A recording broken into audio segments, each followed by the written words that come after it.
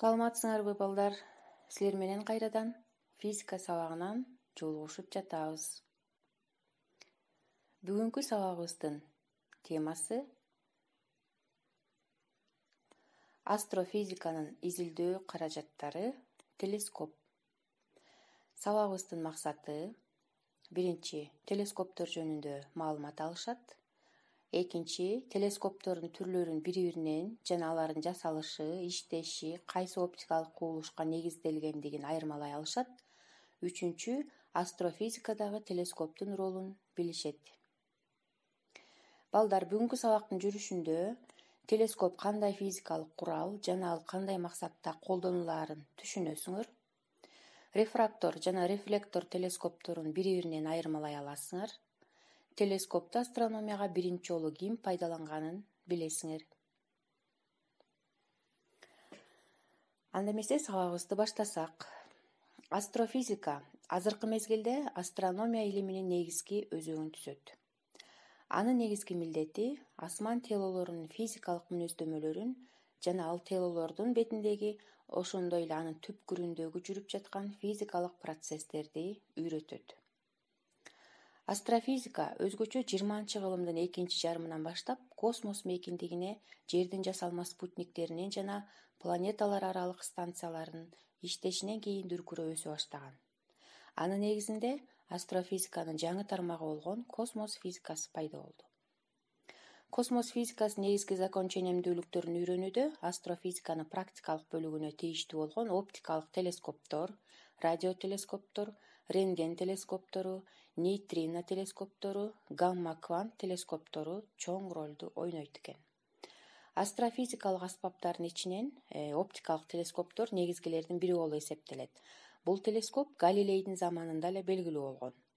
Оптикалык телескоптун негизги милдети изилденүүчү объектилерден, мисалы жылдыздардан, планета, комета, галактиктерден келген жарыкты топтоо жана көрүнүү бурчун чоңойтуу аркылуу аларды дааналап көрсөтүү болуп саналат. Телескоптун негизги оптикалык бөлүгү болуп объектив эсептелет. Эгерде телескоптун объективи линзадан же линзалар системасынан турса, анда ал телескоп жарыктын сынуу кубулушунун негизинде иштеп, рефрактор деп аталат. Силер сүрөттөн схемасын көрүп турасыңар. Анткени нур рефрактордун объективи аркылуу өтүп сынат да фокустук тегиздикте объектинин сүрөттөлүшү түзүлөт экен. Эгерде телескоптун негизги оптикалык бөлүгү болгон объектив иймек күзгүдөн даярдалса, анда ал телескоп жарыктын чагылуу кубулушунун негизинде иштеп, рефлектор деп аталат.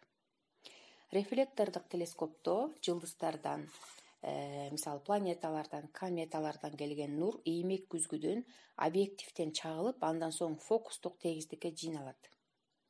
Объективдин жардамы аркылуу түзүлгөн асман сферасындагы жарык чыгаруучулардын сүрөттөлүшү окуялар аркылуу түз кароо ыкмасына берилет.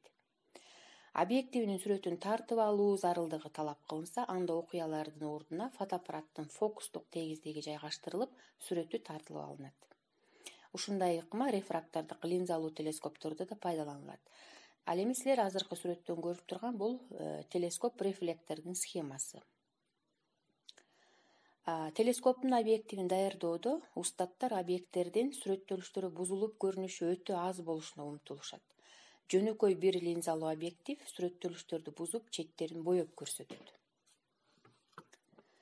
Асман телолору көзгө көрүнүүчү жарык нурлануусунан тышкары толкун узундугу чоң толкундар менен бирге толкун узундугу өтө кыска электромагниттик толкундарды да нурлантып чыгарат. Булардын баардыгы космостук радио нурлануулар болуп эсептелет. Ал нурлануулардын байланышы белгилүү болгондон кийин аларды кабыл алуучу ар түрдүү системадагы радиотелескоптор түзүлүп ишке киргизилген. Силер сүрөттөн көрүп турган бул радиотелескоп. Жалпы түзүлүшү кадимкилер рефлектор телескобунун түзүлүшүнө окшош болуп, космостук объектиден келген радио толкундар негизи иймек күзгүгө келип түшүп, анын фокусуна чогулат экен. Дүйнө боюнча эң ири радио телескоптордун бири атайын астрофизикалык обсерваторияда жайгашкан Ротан 600 болуп эсептелинет. Аны чечмелегенде радиотелескоп Академия наук диаметри 600 метр дегенди түшүндүрүп, Зеленчук станциясына жакын Түндүк Кавказда жайгашкан бул. Бул телескоп 895 айрым күзгүдөн турат. Ар бир күзгүнүн өлчөмү 2 × 7,5 метр болуп, жалпы аянты күзгүлөрдүн 10.000 метр квадратты түзөт экен. Айрым космостук объекттерге бир эле мезгилде байкоо жүргүзүү үчүн Ротан 600-тун жанына диаметри 6 метрлик оптикалык рефлектор телескобу да орнотулган. Эми силер бул сүрөттөн көрүп турган бул астрономиялык обсерваториялар.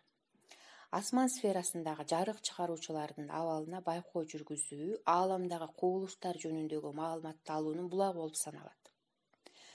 Ушул байкоолорду жүргүзүү үчүн көп өлкөдө атайын астрономиялык илим изилдөө мекемелери болгон обсерваториялар курулган.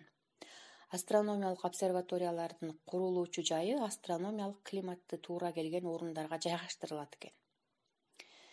Эми балдар, бул астрономиялык обсерваториялар мындан 1000 жылдар мурда эле Ассирияда, Вавилондо, Кытайда, Персияда, Индияда, Мексикада, Перуда жана башка көптөгөн өлкөлөрдө курулган. Ал эми бул сүрөттөн көрүп тургансыздар, бул Англияда өтө таң каларлык Стоунхендж обсерваториясы таш кылымында эле курулганы далилденген. Демек, бул обсерватория эң байыркы замандагы обсерватория болуп эсептелинет экен, Англияда жайгашкан. Өз мезгилинде өтө көрүнүктүү өзбек астроному Улукбек 15-кылымда Самаркандта астрономиялык обсерватория курган экен. Дүйнө боюнча 18-кылымдын аягына чейин обсерваториялардын саны 100гө жакындап, 19-кылымдын аягында алардын саны 400гө жеткен. Демек, балдар, мындан эмнени билсек болот? Байыркы замандан бери эле адамдар асманга абдан кызыгып келишкен, асман теориялоруна. Азыркы мезгилде дүйнө боюнча 500дөн ашык обсерваториялар иштеп жатат. Ал эми бул сүрөттөн көрүп жаткансыздар, бул Санкт-Петербургдагы Пулков обсерваториясы 1839-жылдан бери иштеп, жылдыздардын так каталогун түзүү аркылуу анын даңкы дүйнөгө белгилүү болгон.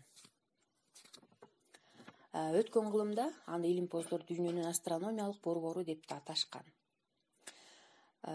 Обсерваториялар көп учурда астрономиялык изилдөөлөрдүн белгилүү түрүнө карата адистештирилет. Буга байланыштуу алар, мисалы, асманда жылдыздардын так абалын аныктоого, күндү үйрөнүү, ааламдагы башка цивилизацияны издөө же башка илимий маселелерди чечүүгө арналган ар түрдүү телескоптор жана аспаптар менен жабдылган болот. Чет өлкөлүк астрономиялык обсерваториялардын эң эле көрүнүктүүлөрү болуп Улуу Британиядагы Гринвич, Америкадагы Маунт Палометр, Гарвард обсерваториялары эсептелинет. Эми азыркы мезгилдеги эң күчтүү болгон Хаббл телескобу. Хаббл телескобун улуу окумуштуу Хаббл ойлоп тапкан.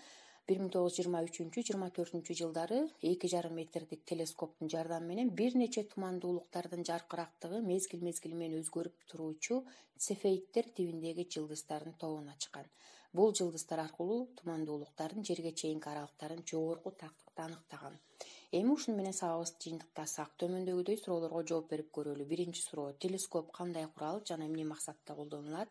Экинчи суроо: рефрактор жана рефлектор телескоптору бири-бирине кандай айырмаланышат жана алардын жасалышы, иштеши кайсы оптикалык кубулушка негизделген? Үчүнчү суроо: телескопту астрономияга биринчи жолу ким пайдаланган? Андан кийин акыркы 4-сүрөө суроо: оптикалык телескоптор менен радиотелескоптордун түзүлүшү жана иштеши боюнча кандай айырмачылык бар? Ушуну менен сабагыбызды жыйынтыктайбыз. Саламатта калгыла.